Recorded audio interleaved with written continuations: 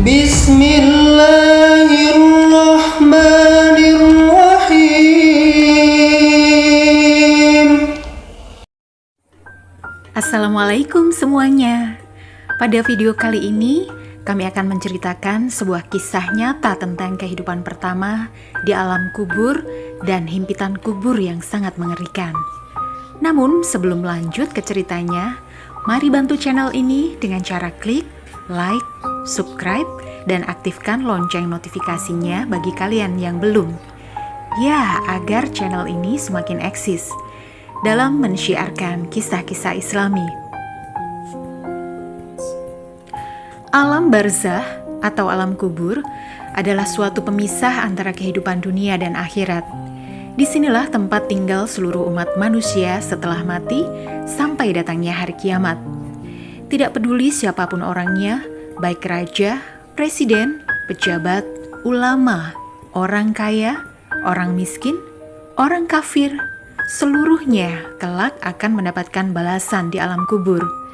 Di tempat ini, seseorang bisa mendapatkan nikmat kubur karena amal solehnya dulu.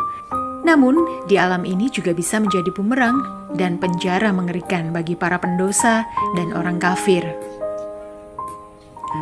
Di alam kubur bisa menjadi taman indah bagi orang yang beruntung, namun juga bisa menjadi lubang azab yang sangat sesak dan dapat menghancurkan tubuh seorang pendosa dan kafir. Di alam ini juga setiap manusia yang telah mati akan didatangi dan menerima pertanyaan malaikat di alam kubur. Tuhan, ampunkan saya. Ketika ruh orang kafir dan ahli maksiat dilempar ke bumi, maka ruh itu kemudian kembali ke jasadnya. Ruh itu lalu akan bersama jasadnya di dalam kubur, sehingga ruh itu bisa mendengar dengan jelas kepulangan sandal orang-orang yang kembali pulang, selalu mengiringi penguburan jasadnya. Nasib ruh itu akhirnya seorang diri di alam kubur, karena seluruh orang-orang yang mencintainya telah pulang ke rumah, meninggalkan dirinya. Sekarang tidak ada lagi yang bisa menolongnya dari ancaman dan bahaya yang akan datang dalam alam kubur yang sangat gelap seperti gurita. Tidak berlangsung lama, maka datanglah malaikat Munkar dan Nakir kepada si mayit. Kedua malaikat itu lalu menguji dia dengan beberapa pertanyaan. Man robuka, siapa Tuhanmu? Hah? Tidak tahu. Man dinuka, apa agamamu? Tidak tahu. Man nabiuka, siapa nabimu? Aku tidak kenal. Man kitabuka, apa kitabmu? Aku tidak tahu. Aina kiblatuka, di mana kiblatmu? Aku tidak tahu. Man ikwanuka, siapa saudaramu?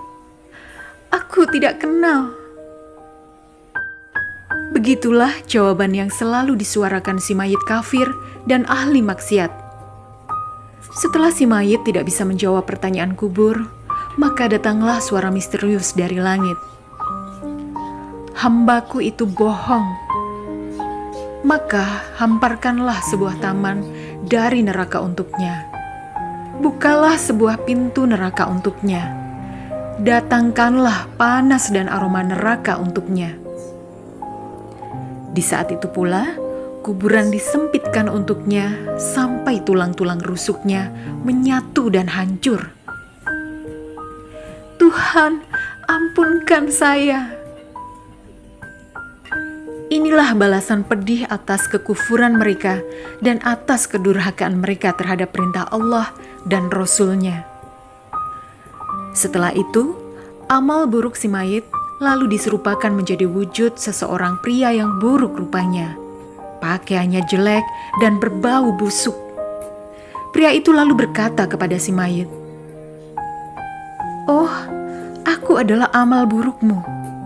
Demi Allah, aku tidak tahu engkau, kecuali lamban mentaati Allah dan cepat bermaksiat kepadanya. Semoga Allah membalas keburukanmu." Setelah itu, Allah mengutus sesosok utusan untuk memukulinya, menyiksa dan mengazabnya di dalam kubur, sehingga datangnya hari kiamat. Hal ini sesuai dengan amal perbuatannya dahulu ketika hidup di dunia. Peristiwa tersebut akan berbeda dengan orang beriman.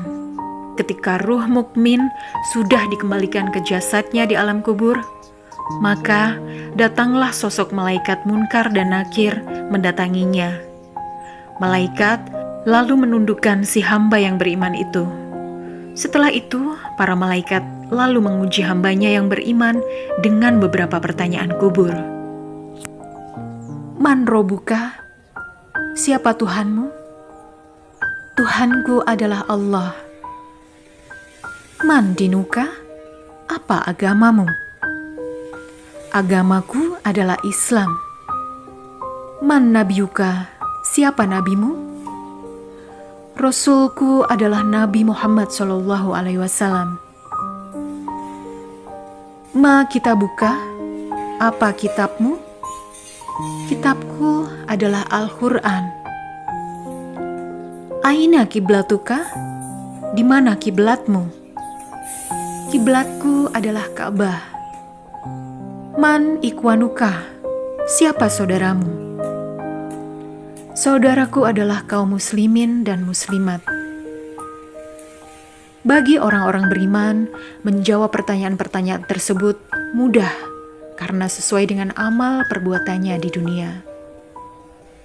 Setelah orang beriman berhasil menjawab pertanyaan-pertanyaan tersebut, terdengarlah suara dari langit yang berkata, "Hambaku itu benar, maka hamparkanlah sebuah taman dari surga untuknya.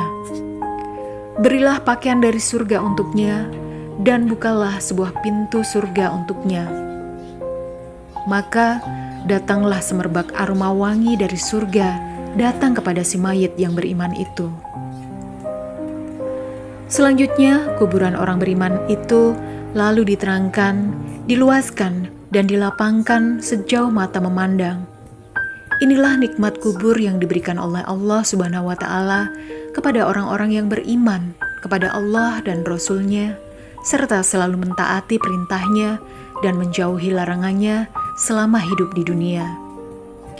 Setelah itu, datanglah sosok pria tampan yang berpakaian indah dan berbau sangat wangi sekali.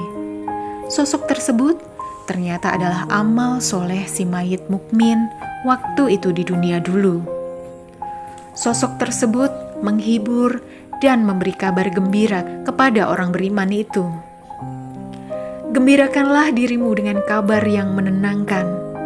Gembirakanlah dirimu dengan kabar tentang kerinduan Allah dan surga-surga yang berisi aneka kenikmatan, kenikmatan abadi di dalamnya. Inilah harimu yang dijanjikan kepadamu. Pada hari itu, dibukakanlah sebuah pintu dari surga untuk orang beriman itu. Setelah mendengar kabar mengenai kenikmatan yang diperolehnya di akhirat kelak, maka orang beriman berdoa agar datangnya hari kiamat dapat dipercepat. Hamba beriman itu ingin secepatnya bisa memasuki negeri abadi yang penuh nikmat dan indah. Maka disampaikanlah kepadanya, "Tenanglah, segala sesuatu telah ditetapkan waktumu. Ketika waktu itu tiba, maka apa yang akan terjadi di hadapan Allah pasti akan terjadi." Oleh karena itu, si hamba mukmin diminta untuk senantiasa tenang menanti negeri abadi tersebut sampai datangnya hari kiamat kelak. Subhanallah, wallahu a'lam bishawab. Wassalamualaikum warahmatullahi wabarakatuh.